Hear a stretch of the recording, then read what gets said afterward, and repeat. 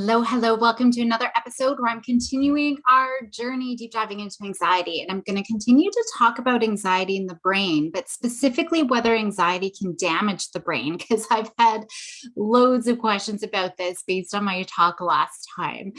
I will continue a little bit more going into the brain and anxiety, but this was a huge topic that sort of came up. So I wanted to make sure I'm addressing how maybe anxiety could be damaging the brain. Now, normal short bursts of stress, that is normal.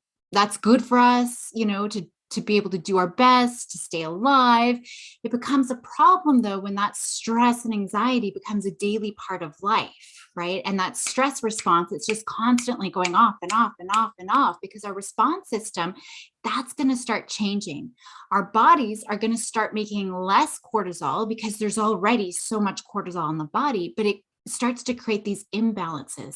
And that makes our stress response system less effective. And so we end up in this really vicious cycle where we're really vulnerable to anxiety and we're stuck more and more and more in that anxiety.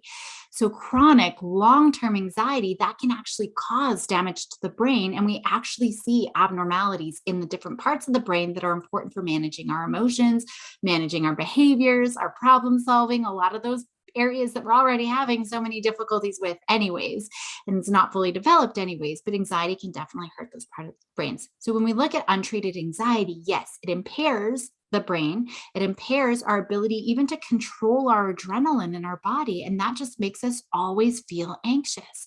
And so we know that having too much stress hormone that's continuously flooding the brain, that increases our baseline for anxiety. So kids, when our baseline and our overall arousal level is increased, they're even more over aroused and their brain is even more trigger happy to false alarms. And they're just looking at the environment and seeing every little small thing could trigger them off. And so we see kids going from just a little bit of anxiety here and there to all of a sudden feeling irritable and agitated and restless and anxious daily. And if that continues, we know that those brain connections aren't working and they're never really going to be able to think rationally. That thinking brain, because it starts to get muted, those connections aren't being used to be able to calm the brain. It gets harder and harder. And so that's just contributing to more anxiety and eventually panic attacks because the amygdala will just completely take over everything. And that's what contributes to the panic attacks. There are also parts of the brain, some of which I've already talked about, but like the prefrontal cortex, for example. Last time I talked about how it sort of shrinks unit, the connections aren't working. Different parts that I haven't talked about.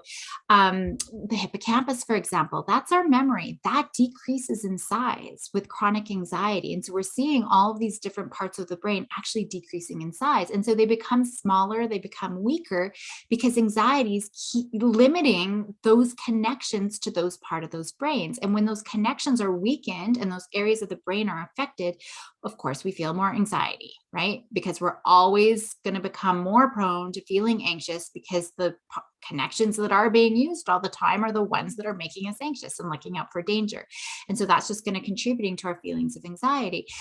And so when we become hyperactive and reactive to any potential threats, that just, again, it's strengthening that fear network. So I talked about the hyperactive amygdala. That's what manages our emotions. And it's sort of the watchdog of the brain. It's looking out for threats and it's always looking out for danger. As soon as it thinks there's a potential danger, it signals the alarms to set off that fight or flight response. And when it's always being activated, those neural connections, again, they're growing stronger and stronger. And then it becomes more trigger happy, right? It's just setting off more and more false alarms. And so the brain just starts to sense threat all the time. And so even the smallest thing becomes a big deal. The brain is always hyperactive to any little thing. And because the amygdala is getting so strong, it just takes over the connection to our rational thinking prefrontal cortex, which I've already talked about last time, which really is the tamer of the amygdala, but it's cut off. So it should be helping us to kick in and say, wait a second, this isn't really a big deal. And so with a weak connection, kids have an even harder time thinking rationally and logically. And unfortunately, when they're not able to think rationally, the amygdala is now going on and on and on, because now if the amygdala is always on the watch for something, the brain's always going to be hijacked and there's no problem solving, no rational thinking going on. And so, yes, I'm being repetitive, but that's kind of what happens. And so those connections, they're not ever able to be used, and so they become weaker and weaker, those problem solving connections. And so we see a stronger anxious response part of the brain getting stronger and stronger, while our anxiety tamer that's supposed to help us think logically and regulate our emotions, it's becoming crippled at the end of the day. Now, the other thing is, remember, I just talked about the hippocampus. That's our memory store. It's right next to that strong amygdala.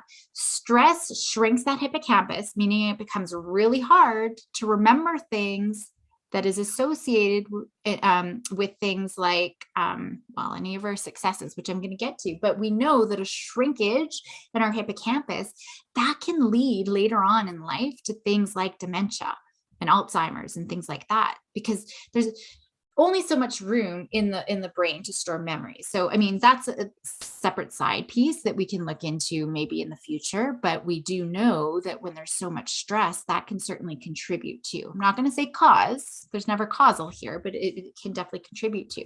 But because there's only so much room to store memories, our hippocampus, if it's shrinking, if it's not working very effectively, it can only hold so much information. And because the amygdala is so strong, it tricks the hippocampus to think that the scary, anxiety, failing, those kind of memories are the most important to store and remember. So the hippocampus is only going to store the most important memories.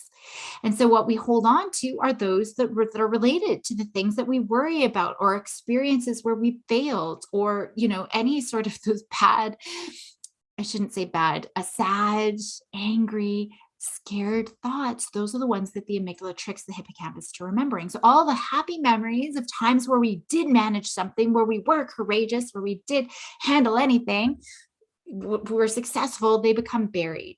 And so we only have the anxiety-based memories. And so then if we only have those memories, we're only going to respond in anxiety-related ways. And so the brain over relies on staying in that fight or flight response. And so you can see how that fear network, it just grows and it kind of takes over. The other problem with the damage to the hippocampus is the fact that we can't accurately interpret and respond to information in the environment. We don't have all of the memories to be able to do that. And that's going to make us even more vulnerable. And so we're just going to be misinterpreting everything as a potential danger signal.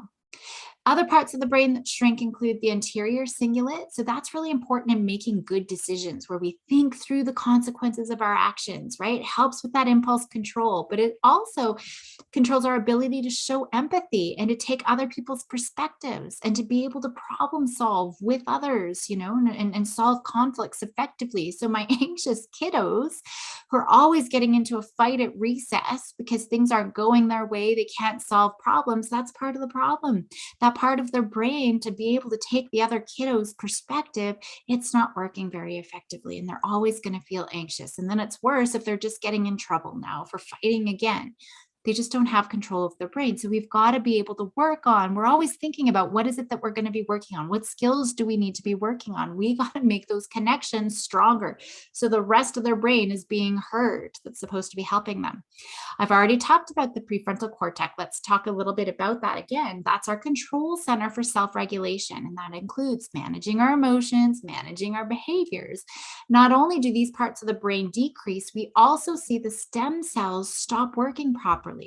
So again, our connections are weakened, and the amygdala and the anxiety-riddled memory stories, they just keep us stuck in that fight and flight mode. Now, eventually that anxious brain turns into depression. And so we got to look at that too, because the brain, it's all out of whack now. And the messengers, they start storming through the brain, or they just start to sort of mope around because they're not working properly. And with depression, that comes the possibility of less oxygen to the brain. So we're looking at other potential damage, that could be happening to the brain. So less oxygen in the brain, that can lead to inflammation in the brain, can lead to chronic illnesses and even brain cell injury or even death. So, yes, anxiety does damage the brain. And I know that that's really scary to think about and something that parents have definitely talked about a lot with me. But remember what I said last time. There's hope. Our brain's flexible, it's adaptable. We can definitely change our brain and we can optimize its health if we know how to help these kiddos effectively. We can strengthen those problem solving and logical thinking pathways. So, that's what we need to focus on when we're working with anxious kiddos and teens. Breathing is helpful for everybody. We all need to breathe, but is that actually going to help them build those connections? That's what we need to work on. It can be really helpful for us to know what's going on in the brain, but for them, we need to make sure that we let them know that the brain is so easily changeable and they can still learn. And we just need to teach them not to get so hijacked so easily, that prefrontal cortex, right? And if it is hijacked, then they can bring that thinking brain back online, get it back into control easily. That's what we need to. So yes, understanding the brain is important. No, I don't tell kids about the potential damage to the brain unless it's something that they want to explore, they're asking about, and that's a piece of their motivation. But I don't want to scare them even more either. So we got to be careful. But it's really important for us to know how big of a deal this actually is. We don't want our kiddos feeling hopeless. If it's helpful to motivate them, then that's okay. But they do need to know that what's happening in their brain, and that their brain can learn from their experience. And that's where all of this learning is from. It's through experience. So we need to make sure we're allowing them to have those experiences. It's not going to come from breathing. It's not going to come from talking or trying to think differently. It's going to come through experiences. Now, we know early prevention and intervention is really important. So I hope this episode, that's why I decided I kind of hummed and hawed, because I don't want people to go all doom and gloom because of the damage that can be caused. And when I say damage, it's just change. The connections are weakened, but we can strengthen those connections. But I think it's really important to help highlight why early intervention is so important, because I think we wait too long. Oh, they'll outgrow it. They'll get better. We'll just wait and see. And then it just, once they get into teenage years, it gets really hard. And once they go into adulthood, it's really hard.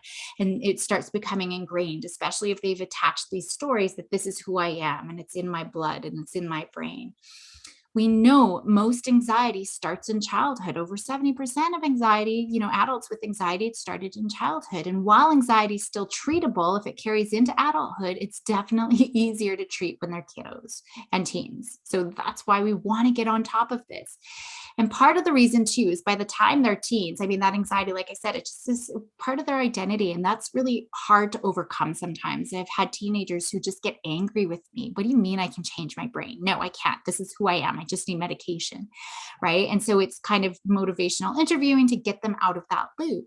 But there is more work to do, right? There is a lot more. They've had a lot more experience to reinforce those fear stories. And so we really need to be able to work on changing their mindset just about being able to change their brain. That's the first piece of it, and getting their buy-in and their motivation to do that. So I'll leave it here for today.